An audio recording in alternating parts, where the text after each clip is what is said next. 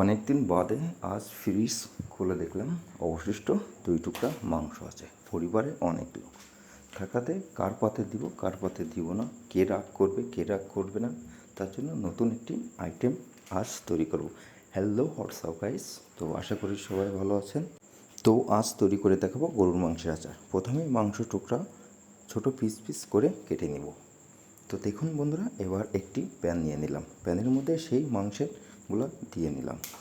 তো বন্ধুরা, এ পর্যায়ে দিয়ে নেব আদা এবং সাথে রসুন বাটা, হলুদ গুঁড়া এবং লাল মরিচ গুঁড়া, সাথে থাকছে ধনিয়া গুঁড়া যেটা আছে গরুর মাংসের মশলা, সাথে আছে আপনার জিরা গুঁড়া দিব। এ পর্যায়ে দিয়ে নিলাম হালকা পরিমাণে স্বাদ মতন লবণ। এবারে লবণ দিয়ে নাড়াচাড়া করতে আছে। কিন্তু এখানে বন্ধুরা একটা বিষয়, আমি কিন্তু কোনো পানি ব্যবহার করি নাই। তো এবার ঢেকে নিব বন্ধুরা, দেখতে থাকুন। এবার 5 মিনিট পরে আমি আবার আপনাদের সামনে হাজির হলাম। তো বন্ধুরা দেখুন, গরুর মাংস থেকে কিন্তু অলরেডি পানি ছেড়ে দিয়েছে, এখানে আমি কিন্তু কোনো তেল ব্যবহার করি নাই। তো দেখুন বন্ধুরা, নাড়াচাড়া করতে আসি। তো এই পর্যায়ে আমি কিন্তু একটু প্রসেস করে আবার 10 মিনিটের জন্য আবার সেদ্ধ করব, তার জন্য ঢাকনাটা দিয়ে নিলাম। তো বন্ধুরা দেখুন, আমি কিন্তু আবার 10 মিনিট পরে ব্যাক আসছি। তো অলরেডি এখানে কিন্তু আপনার পানি ছেড়ে দিয়েছে। দেখুন, আমি কিন্তু এখানে কোনো পানি ব্যবহার করি নাই বন্ধুরা। দেখুন, পানি কিন্তু অলরেডি এর মাংসের গায়ে যেটা ছিল সেই পানিটাই কিন্তু ছেড়ে দিয়েছে। তো এখানে কোনো পানি ব্যবহার করা যাবে না। পানি ব্যবহার করলে মাংসটা বেশি দিন আপনারা রাখতে পারবেন না, সেক্ষেত্রে এটা কিছুদিনের মধ্যেই নষ্ট হয়ে যাবে। তো বন্ধুরা, এই পর্যায়ে আমার কিন্তু এটা কমপ্লিট হয়ে গেল। তো বন্ধুরা, আমি প্যানে আবার সরিষার তেল দিয়ে নিলাম পরিমাণ মতন। তো বন্ধুরা, তেলটি আমি গরম হওয়ার অপেক্ষা করতেছি। তো এবার আমি যে মশলাগুলো এখানে ব্যবহার করব, তো এখানে আমি প্রথমেই 4-5টা তেজপাতা ব্যবহার করছি এবং 4টা শুকনো মরিচ মাঝখান থেকে কেটে নিলাম। এবার আমি দিয়ে নিলাম দারচিনি।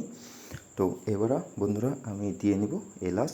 তো বন্ধুরা, এবার আমি একটা নাড়াচাড়া করে উল্টে পাল্টে ভেজে নিব। তো এখানে আমি 3 চামচ আপনার পাঁচফোড়ন নিয়েছিলাম, তা থেকে আমি 1 চামচ প্রথমেই এখানে দিয়ে ভেজে নিচ্ছি। এখানে এবার হলুদ দিয়ে নিব 1/2 চামচ। এবার দিয়ে নেব সেই মশলা, রাঁধুনি গুঁড়া মশলা। তো বন্ধুরা দেখুন, এখানে আমি আবার লাল মরিচের গুঁড়া এটা ব্যবহার করছি, করে এবার সুন্দরভাবে এটা ভেজে নিচ্ছি। তো এই পর্যায়ে আমি দিয়ে নিলাম সেই আমার আকর্ষণীয় রসুন, যেটা আমি দেশি রসুন ব্যবহার করে থাকি, এখানে আপনারা চায়না রসুনও ব্যবহার করতে পারেন। তো এবার দেখুন, এটা আমি ভাজা স্টার্ট করছিলাম। তো বন্ধুরা দেখুন, এখানে এবার আমি আবার ওইখান থেকেই সেই পাঁচফোড়ন থেকে 1 চামচ পাঁচফোড়ন দিয়ে নিয়েছিলাম। এবার যে মাংসটি আমি উঠিয়ে রাখছিলাম সেদ্ধ মাংস, তো বন্ধুরা সেই মাংসটা এবার এই তেলের মধ্যে বা এই মশলাটার মধ্যে আমি দিয়ে সুন্দরভাবে ভেজে নেব। তো এই পর্যায়ে আমি হালকা চিনি দিয়ে নিলাম 1 চা চামচ। তো বন্ধুরা দেখতে থাকুন। তো এখানে আমি আবার অ্যাড করলাম আপনার তেঁতুলের গাছ যেটাকে বলে। তো বন্ধুরা দেখুন, এবার আমি এখানে শেষ যে 1 চা চামচ আমার পাঁচফোড়ন ছিল সেটা কিন্তু এখানে দিয়ে দিলাম। আমি কিন্তু 3 চামচ আপনার পাঁচফোড়ন সেটা কিন্তু আমি একবারে ব্যবহার করি নাই। তো বন্ধুরা এবারে দেখুন, আমি এখানে দিয়ে দিলাম ভিনেগার, যাতে করে এই মশলাটা বা এই আচারটা অনেক দিন ধরে আমি ব্যবহার করতে পারি। তো বন্ধুরা দেখুন, এবার আমি এটা কিন্তু ভাজতে আসি কন্টিনিউ, কিন্তু এটা মিডিয়াম আঁচে রেখে ভাজতে হবে। তো এখানে আমি এবার দিয়ে নিলাম হচ্ছে আপনার বিট লবণ। তো বিট লবণ দিলে এটা কিন্তু একটা স্বাদ আসবে। তো বন্ধুরা দেখুন, অলরেডি এটা কিন্তু একটা কালার চলে আসছে। তো বন্ধুরা দেখুন, এই যে আমি তুলে দেখাচ্ছি, এটা কিন্তু অনেক সুন্দর একটা কালার আসছে। তো বন্ধুরা আমার এটা শেষ পর্যায়ে। তো এবার পরিবেশনের পালা। তো বন্ধুরা দেখুন, আমার এই আচারটির অনেক সুন্দর একটি কালার আসছে, এটা খেতেও যেরকম দেখতেও তেমন।